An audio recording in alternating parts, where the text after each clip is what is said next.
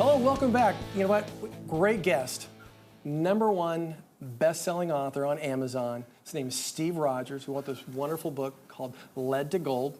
And he's a lifestyle business coach, author, speaker. His inner circle is Brian Tracy, Mark Thompson, many others. You've seen him, possibly seen him with Warren Buffett. So we're really excited to have him here on the show to talk to us about this brand new book, all about transformations, profit, purpose, and many other things. So Steve, welcome to the show. Thank you so much for having me, Steve. Thank you so much for the book. You're welcome. I was excited to read it when you started going, okay, I got to get on. You're welcome. So tell us, what was your motivation behind writing the book?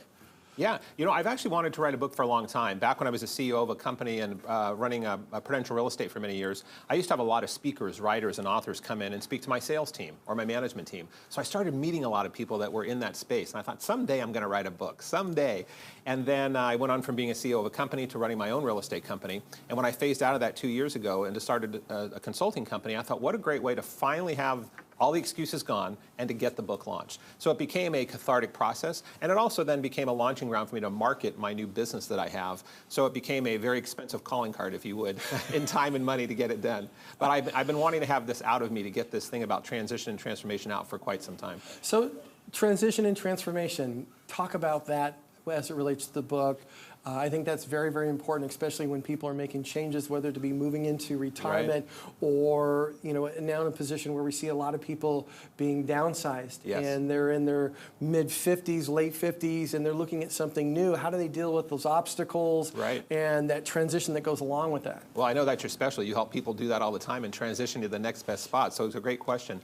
Well, you know, I have been someone who's been really researching and looking at transition my entire life, from whether it was health issues that I had myself, whether it was financial issues, business career things. I've always been fascinated about the power of choice and the power that we have as human and spiritual beings to change our life. So I've always been into self-development and self-improvement.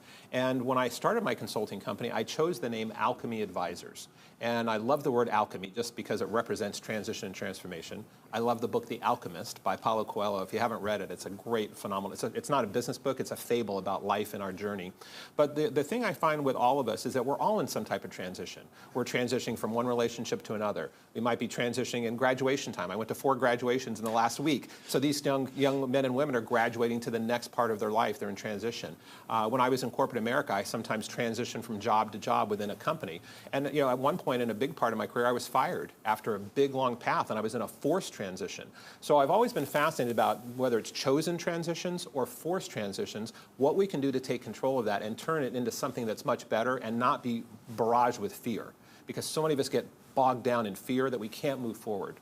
Now, talk about some of the things that people could do. So, for example, like I said before, I have a number of clients that have been clients for a very, very long time.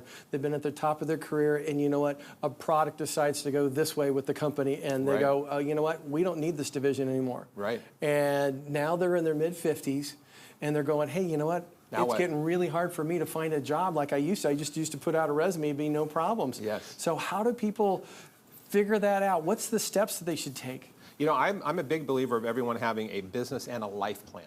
Many of us have talked about having business plans. If you work within companies or corporations, or even if you're an entrepreneur, you probably ought to have some kind of business plan to get started. But very few of us have a life plan. And I know you have a life plan when you help people do their investments and their insurances and their different options, but also a life plan on your life for your family and your personal mission. So one of the things I help people do is find out what their mission is in life, not just what the next job is. What is it really is inside their heart and soul that's really calling them to do? And I believe that all of us have this nudging on our shoulder and this pulling at our collar that sometimes we just ignore because it's safe to stay doing what we're doing. So if you're in a forced transition or you're in a chosen transition, I help people to create business and life plans. It's a step-by-step process to help them to figure out what is your mission, what is your purpose, what are your core values, and then what are the steps to get there. So if you're going to eat an elephant, which not many people eat an elephant, but if you're going to eat an elephant, you do that one bite at a time. But you have to have the vision first of what's possible. So if someone is looking to make a transition, I would sit down and say, hey, let's look at your big picture about what that looks like and then back into it to see if it's possible to make that a new reality. And it may be that it's no longer going in the workforce. The world of being an entrepreneur in this day and age with technology and working from home and the internet has leveled the playing ground in such a great way that allows people to start businesses that they never thought possible 5 or 10 years ago. So there's a whole new world out there. I think that's great. And I just want to say one thing. A lot of people don't know this about me, but 10 years ago, I went through colon cancer. I remember you and I talked about that, yes. It was devastating. My wife, it was really tough on her. Yes. But one of the biggest things that came to me was, you know what? My goal was to make sure people that I was able to help never went through the same things I went through. And some of that is simple as making sure people have trust and have backup plans in case they go through something like that or have health issues. I dealt with a client this morning, and I'm just sharing this because it's right along the same line, is, you know what, her husband went through 7 years of long-term care where she took care of him.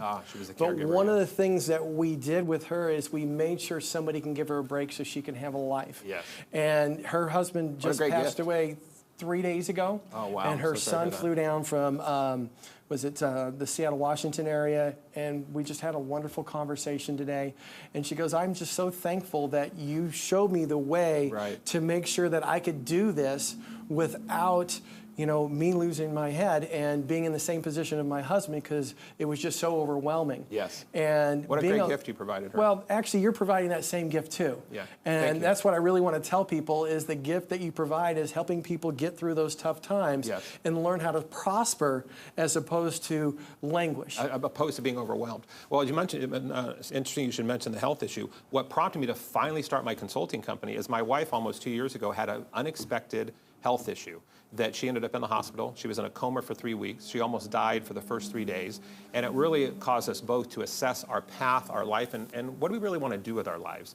And so I really got into saying, okay, I'm no longer going to be running a residential real estate company that I've been doing for 20 or 25 years for myself or others. And I said, it's time for me to find my passion. And I got my wife aligned with that, and she was supportive of that once her health got back on track. And so I went out and decided to create. So people that have, whether they're health caregivers like you talked about, if they're in marriages or relationships, or they're in challenges of jobs, people like you and I that say, hey, there is another path. There is another way. And the key is to have people have enough confidence to understand it's possible, and then to create the plan to help get the steps to do there. Because what happens is it makes everyone else around them more happy and more productive. When you are the caregiver, or you are the provider, or you are the breadwinner, the more fulfilled you are and the more happy you are with your life and your purpose and what you're doing, the more you're going to spread that around to your family and friends and associates around you.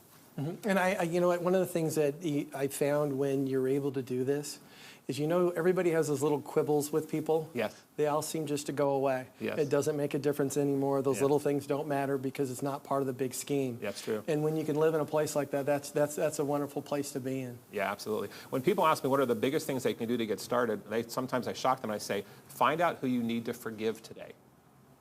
Who is it in your life right now that it's mother, brother, sister, father, friend, employer that you need to forgive, or who needs to forgive you? Because a lot of times what you're talking about, these quibbles that we have, it's unexpected, it's unused energy that we're sometimes spending time being mad at someone or being focused on someone that's taking so much energy from us in our thought or action. Just the power of forgiveness alone can really put enough energy in your reservoir tank to finally get to that next level. You'd be amazed what happens with that one major big thing you can do. This is wonderful. Hey, Steve, you know what? I'm a big advocate of listening to books. Is your book coming out on audio? Thanks for asking. That's a good question. Actually, I'm in the last 2 hours of doing my Audible book. So I have a friend who owns an audiobook company. So we have worked out a relationship, and so he's taping it, and it'll be ready to go on Audible and a few other audio online services in the middle of July. And it's on Amazon right now in book format. Thanks, Steve. That was wonderful information. My pleasure. If you would like to get Steve's book, Led to Gold, you can go to Amazon, or you can go to the Silver Hair Tsunami website to get more information and links to getting the book. If you'd like to get a hold of Steve, you can do it through the alchemist.com. And stick with us. We'll be right back.